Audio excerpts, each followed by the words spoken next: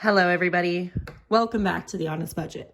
I'm your honest budgeter, and I've got to be honest, guys. This whole no cash at my restaurant thing is really not working out for me. I don't have a lot of cash to be working with, but that's okay because most of it's in my bank, which means that it's making me a little bit more money anyways. So I guess it all works out, but means I don't have a whole lot to work with today. So let's see what I can make happen.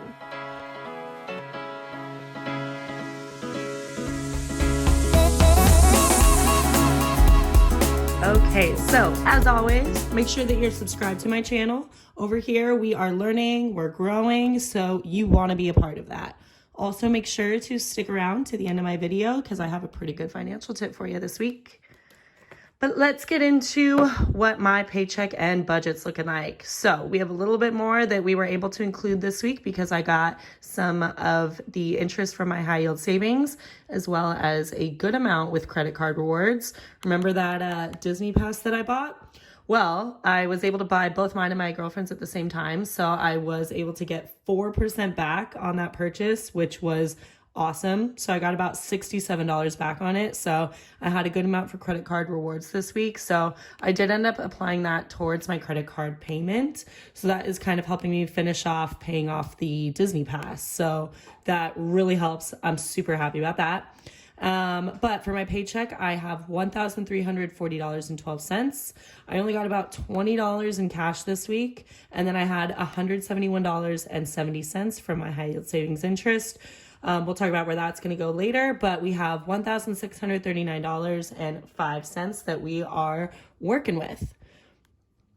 Then over here, we have all of my recurring bills. So of course we are doing the pay yourself first method. So what that means is these categories here are what's going to be set aside each week. It's kind of what is coming into my savings accounts before all of that money gets taken out for expenses. So this is all of the necessary expenses plus paying myself first. So it's $1,240.12 that we're leaving in the bank.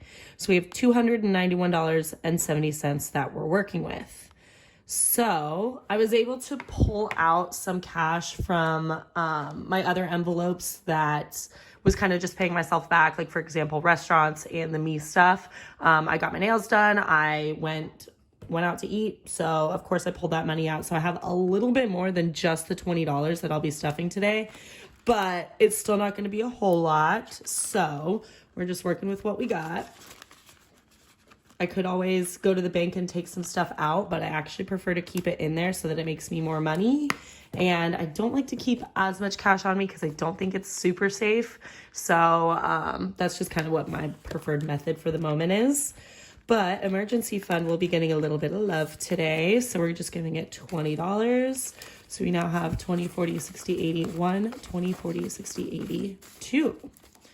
So slowly and surely just keeping it going on this one. And then month ahead is also going to get $20. I didn't necessarily have to stuff these ones, but I just wanted to. I could have probably prioritized car, maybe travel if I wanted to, but I still like to just make sure that my safety nets are, full and replenished. So that's just kind of why I'm doing that. Also, partly because I will be taking off a week at the end of the month. So I will be missing out on a little bit of income. So I want to make sure that I have enough money in my month ahead fund so that if I don't have enough money to pay off everything this month, I can easily pull from that and I'll be good. So adding that $20 into this one, I now have 100, 20, 40, 60, 82, 20, 40, 60, 83, 20, 40. So 340. And then I think I have 3,000 in the bank. Plus I also with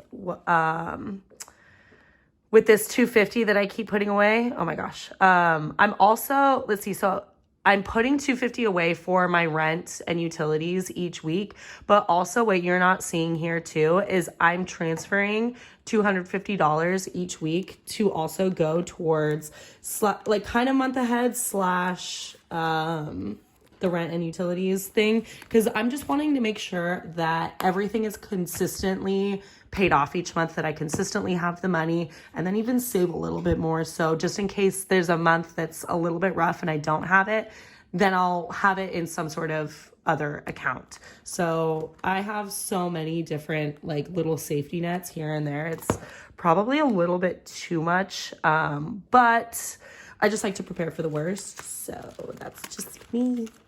So I am electronically adding the $171.70 to my retirement envelope. So we're not cash stuffing this one today, but let's just see what I have in this envelope right now, because I'm working on maxing out my Roth for this year. I have about $1,600 left. So honestly, I think I have enough between the cash in here plus what I have in the bank from cash previously deposited, as well as the interest that has built up. I guarantee you I have that $1,600. So I should probably put it away pretty soon. I think I'll focus on doing that maybe either next week or the week after. There's other things I got to focus on. So one thing at a time, or else I will get too overwhelmed and then nothing will get done. So let's just see what I have. I have 150, 170, 190, 210, 230, 250, 270, 290. Okay, so that's pretty good. Maybe I'll deposit that in the bank, I don't know, in the next week or two if I make my way over there, and then we'll transfer it right over to my Roth. Also, quick thing, if you have a Roth, make sure that you're not only contributing to it, or excuse me, any IRA really, if you're contributing to it, make sure that you're also investing that money. I talked to somebody recently that she was like, my money's just been sitting there for so long. I didn't know you actually had to do something with it. So your contributions matter, but what matters even more is doing something with those contributions. Sorry, it's apparently really hard for me to talk today. So you want your money to always be working for you. So if you're just contributing, it's just sitting there. So make sure you do some research, see what fits your values, your lifestyle, and invest it the way that you want. But make sure that it is invested. So back to this, we are adding $20 into restaurants. So easy peasy lemon squeezy. That one's just gonna hang out. And then we're gonna stuff fun with $20. Definitely going to be pulling from this one later this month, probably to go to the ski resort. So I have 20, 40, 60, 81, 20, 40, 60, 82, 20, 40, 60, 83, 20, 40. So 340. This is probably more than I need, but I don't know. I can always use it for buying a couple drinks or whatever I please. And then last one today is going to be Christmas. Again, do I need to be stuffing this one? No. Do I want to? Yeah. Am I a psychopath and do I like to be prepared for anything and everything at all times? Yes, ma'am. Okay, so adding $20, I just have 20, 40, 60. So by June, I'm predicting it already. By June, I'm going to have met my goal for Christmas, and I'll put it in my high yield so that it makes me some interest, and we'll be on our merry, merry way. All right, so that's all we have for the cash. So let's get into that financial tip. All right, so this week we are talking about overspending. I'm sure this probably hits home with a lot of you. It used to really hit home with me. I had to work really hard on not overspending. I have always been really good with my money, but I've definitely loved to play with my money as well. So I've had to overcome certain habits. So let's talk about how I did it.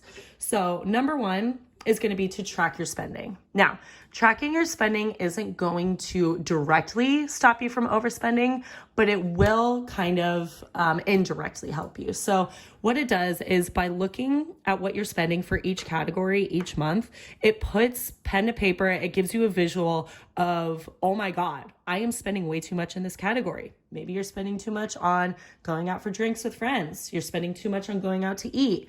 You're spending too much at Target, things like that. So it gives you a visual of where you can cut back and, where you can start saving.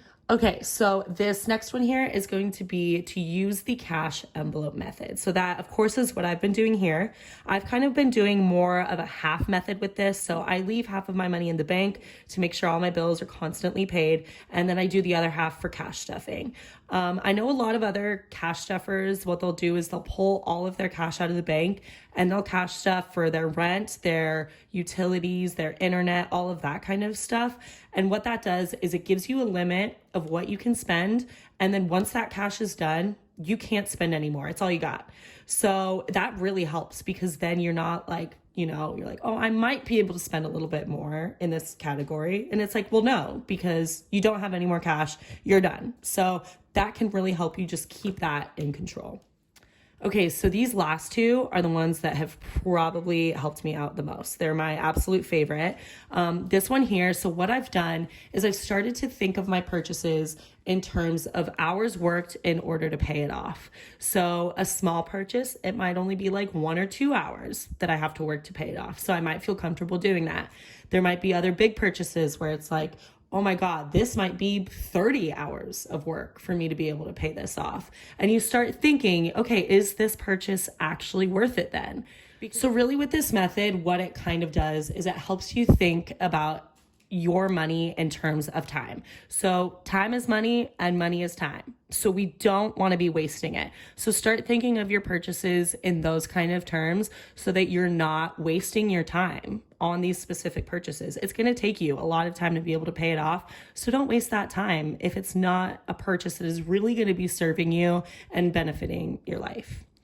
And then this last one here is the pay yourself first method. So I kind of mentioned that back when I was cash stuffing. So what you do is you contribute a set amount each week towards your savings, retirement, whatever goals that you have, and then you use the rest for your expenses. Hopefully you have a little bit left over that you can use for fun things, but the goal is that maybe you don't have a lot left over, especially if you're struggling to make ends meet every month, or maybe you're struggling to you're not saving and you really want to be able to start saving. Pay yourself first. So put money in your savings first, and then prioritize your expenses. And then you can kind of use whatever is extra for whatever you want. You can either still save it if you want, or you can use it for fun things. You always want to make sure that you're using something for fun, because you don't want to be too restrictive, but you don't want to get into the area where then you're overspending and all of your money is going towards fun, because you want to be investing in yourself and your future. So that's super important. But yeah, I hope that these kind of helped you. I know that really overspending gets to all of us. So don't feel bad if you have fallen victim to overspending. It's okay, but just make sure that you reel it in, because you got to make sure that you're investing in yourself and being really wise with your money, your purchases, all of that kind of stuff. So that is all that I have for you guys this week. Thank you so much. If you have stuck around this far, make sure to like, comment, subscribe, all of the things, and I will see you guys next week. Bye.